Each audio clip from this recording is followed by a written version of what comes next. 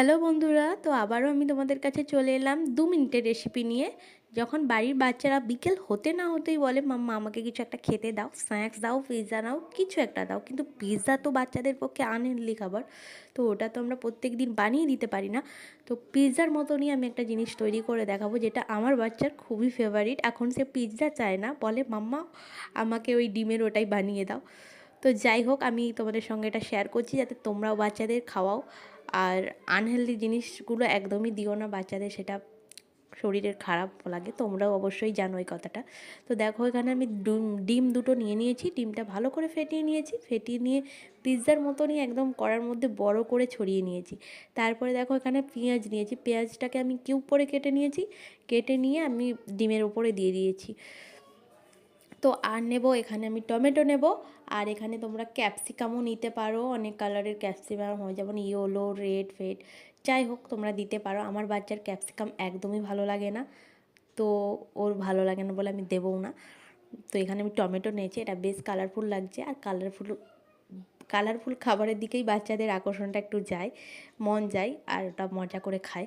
তো এখানে আমি চিজ দিচ্ছি, চিজটা আমার স্লাইস চিজ ছিল তাই দিলাম, তোমরা অন্য এমনি চিজও দিতে পারো, গ্রেট করে দিয়ে ছড়িয়ে দিতে পারো, সেটা কিন্তু আরও ভালো হবে।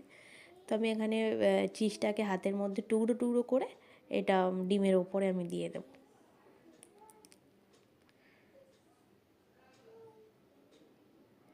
তো তোমরা আমাদের একটু পাশে থাকো, আমরা নতুন নতুন রেসিপি দেবো তোমাদেরকে, তোমরা একটু কমেন্ট করে বলো কেমন লাগছে তোমাদের আমাদের রেসিপিগুলো। তো তোমরা একটু লাইক করো, সাবস্ক্রাইব করো, কমেন্ট করো, আর আমাদের এইভাবেই পাশে থেকো। বেশ ভালো করে আমি চিজটা ডিমের ওপরে দিয়ে দিচ্ছি, যাতে প্রতিটা কামড়েই চিজটা আমাদের মুখের মধ্যে পড়ে, আর তাতে কিন্তু খুবই ভালো লাগবে। এখানে অনেকের বাচ্চারা চিজ খেতে ভালো লাগে না, তো সেই ক্ষেত্রে চিজটা স্কিপ করবে, এমনিও তোমরা এটা পেঁয়াজ ফেয়াজ দিয়ে করতে পারো, তাতেও কিন্তু ভালো লাগবে, খারাপ লাগবে না। তো আমি এখানে ওপর থেকে একটু গোলমরিচ ছড়িয়ে নিচ্ছি, হালকাই দিচ্ছি, আমার পড়ছে না বলে এতবার আমাকে ছাকাতে হচ্ছে কৌটোটা। তো আমি একটুইখানি দিয়েছি, কারণ এটা যেহেতু বাচ্চা খাবে তাই। আমি একদম লো লো করে দিয়েছি গ্যাসটা, কারণ লো করে আমি চাপা দিয়ে রেখেছি, নাহলে চিজটা গলবে না। এই দেখো, আমি এটা কিন্তু হয়ে গেছে, চিজটা গলে গেছে, টমেটোগুলোও সেদ্ধ সেদ্ধ হয়ে গেছে।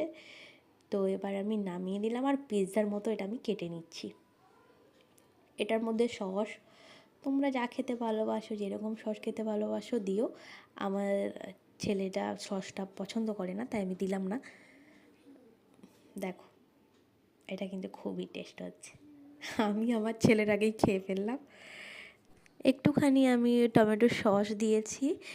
তো আবার একটা নতুন রেসিপি নিয়ে তোমাদের কাছে চলে আসবো, ততদিনে টাটা।